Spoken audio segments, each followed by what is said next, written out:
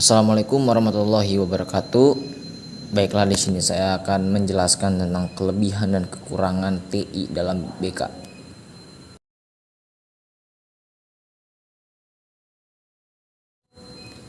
Di sini ada kelebihan dan keuntungan. Pertama, kelebihan atau keuntungan pelayanan bimbingan konseling ini melalui teknologi informasi, diantaranya yang pertama, pelayanan melalui teknologi informasi mudah diakses. Kedua, tidak membutuhkan biaya transportasi. Ketiga, mengurangi kesulitan jadwal yang berkaitan dengan program kelompok. Keempat, pelayanan melalui teknologi informasi bersifat semi anonim. 5, klien lebih mudah terbuka berbicara tentang masalahnya karena ia tidak berkomunikasi secara face to face atau secara langsung, sehingga ia dapat lebih siap dan terbuka. Dengan adanya kemajuan teknologi informasi tersebut, manusia dengan mudah dapat mengakses informasi dari belahan dunia maupun dengan sangat cepat, sehingga kebutuhan manusia pun menjadi semakin cepat terpenuhi. Dari pembahasan didapat disimpulkan bahwa dengan menggunakan teknologi informasi dan komunikasi, pelayanan bimbingan konseling akan dapat memudahkan klien dalam menerima layanan dan memudahkan konselor dalam memberikan layanan konseling. Kelemahannya yang pertama, konselor tidak dapat memastikan bahwa kliennya benar-benar serius atau tidak. Kedua, diperlukan perangkat khusus agar pelayanan bimbingan konseling melalui teknologi informasi dapat terlaksana, dan perangkat tersebut tidak murah sehingga tidak semua orang dapat memanfaatkannya. Ketiga, informasi yang diterima dan diberikan sangat terbatas. Komunikasi satu arah, klasifikasi dan eksplorasi tidak bisa segera dilakukan sehingga ada kemungkinan terjadi kesalahpahaman. Yang keempat, kegiatan konseling melalui teknologi informasi dapat menimbulkan jarak baik secara fisik maupun psikis di antara konselor dan klien.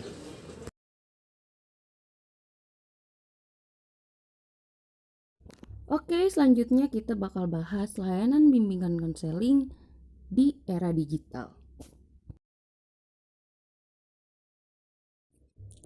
Ada beberapa layanan yang dapat diberikan konselor untuk siswa di era digital ini. Yang pertama itu adalah layanan bimbingan dan konseling diselenggarakan untuk memberikan motivasi sukses kepada anak-anak di era digital sehingga memiliki masa depan studi dan karir yang cemerlang. Nah, adapun layanan yang dapat diberikan yaitu berupa layanan peminatan tentang studi lanjut untuk setiap anak, lalu layanan pengembangan bakat dan minat, kemudian juga kolaborasi sekolah dengan instansi kerja untuk memberikan wawasan kerja sesuai dengan potensi dan keahlian siswa. Lalu yang kedua, layanan bimbingan konseling yang memanfaatkan teknologi informasi dan komunikasi serta media interaktif. Nah, layanan ini sangat mudah diakses oleh siswa, yaitu diantaranya ada video, makromedia flash, edukasi games, dan lain-lain. Lalu yang ketiga, layanan bimbingan konseling yang bersifat kuratif dengan sistem e-konseling atau electronic counseling. Layanan dengan sistem ini bisa dilakukan tanpa harus bertatap muka dengan guru BK. Misalnya, dengan menggunakan aplikasi Facebook, WhatsApp, Instagram, dan lain-lain. Lalu yang keempat, layanan BK yang menggunakan media atau sarana yang mendukung dan disukai siswa. Contohnya seperti LCD proyektor, laptop yang terkoneksi internet, MP3 atau MP4 player, dan pemanfaatan telepon. Lalu yang terakhir itu layanan bimbingan dan konseling yang komprehensif. Nah, layanan ini sangat ditekankan adanya kolaborasi, yaitu kerja sama guru BK dengan stakeholder sekolah dan luar sekolah untuk menyelenggarakan layanan BK. Fokus utama dalam bimbingan dan konseling komprehensif adalah mengembangkan potensi yang dimiliki oleh peserta didik secara optimal. Bimbingan konseling komprehensif bersifat wajib bagi semua peserta didik, yang artinya siapapun bisa mendapatkan layanan sesuai dengan kebutuhan. Dengan adanya bimbingan konseling komprehensif, diharapkan tidak ada lagi anggapan bahwa layanan diberikan hanya untuk peserta didik yang bermasalah.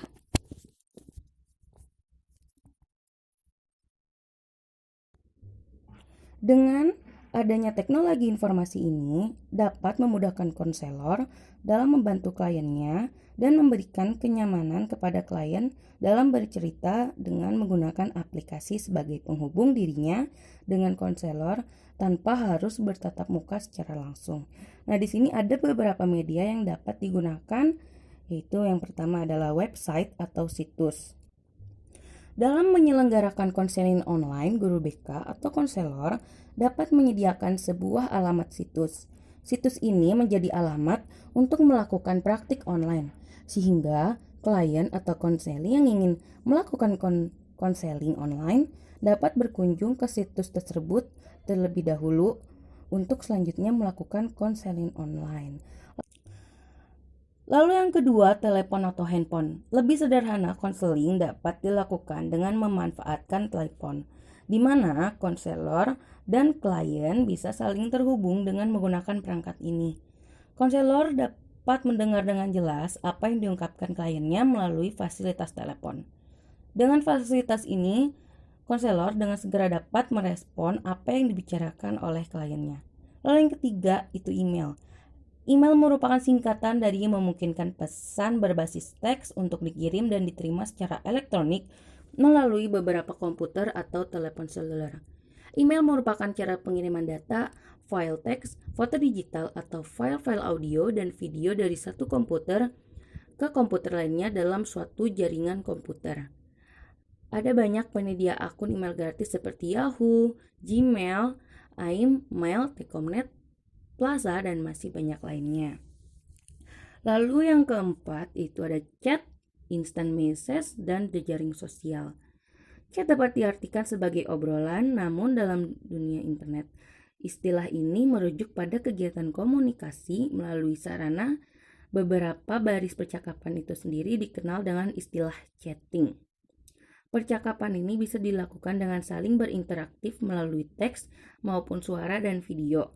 Beberapa aplikasi dapat digunakan untuk chatting ini seperti Skype, Messenger, Facebook, dan lain-lain.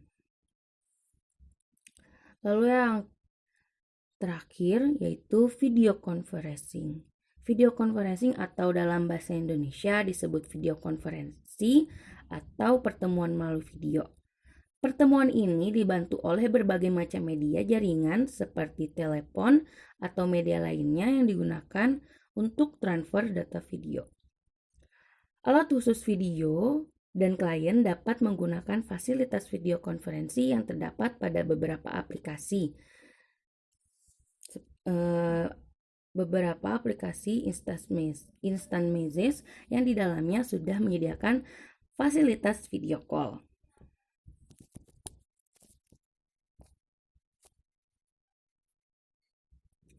Layanan konseling online sangat membantu dan memungkinkan untuk dikembangkan dalam dunia bimbingan dan konseling.